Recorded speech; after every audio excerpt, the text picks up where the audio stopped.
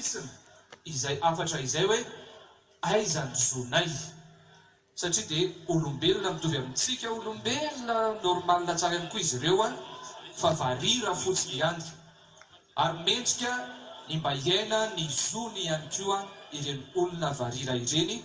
ka enohy ary ny afatra ao anatin'ny hira hoentin'ny découverte Madagasikara avy any Antala Tsior H.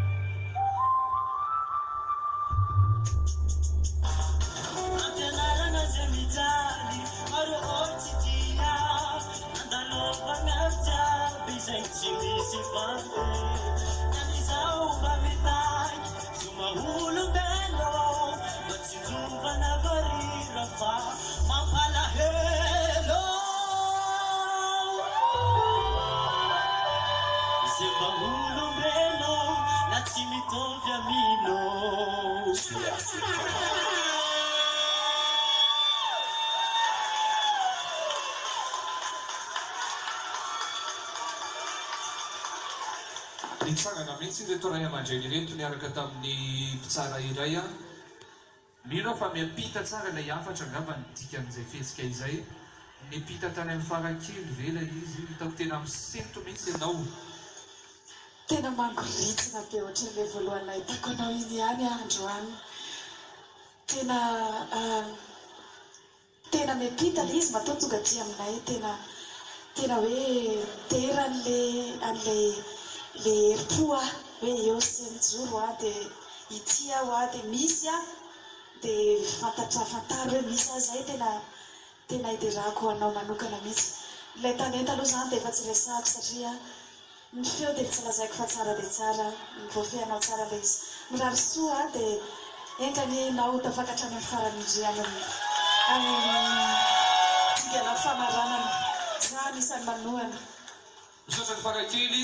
inoky ihany koa fa manohana ny vahoaka ny Antala amin'izao fotoana izao mankasitraka ny Tsior H.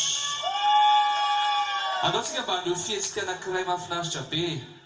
ianareo izay mahatsapa fa olombelona mitovy amintsika ihany ireny varira ireny mba atovy miendrika folo tananareo dia asandrato ambony ho aseho antsika ny kamera ho hita amin'izao tontolo izao fa olombelona mitovy amintsika ny varira mendrika omena ny zony izy ireny satria olombelona mitovy amintsika asiana tehaka ho an'ny varira rehetra satria izy ireny ihany koa inoky fa manohana ny Tsior H.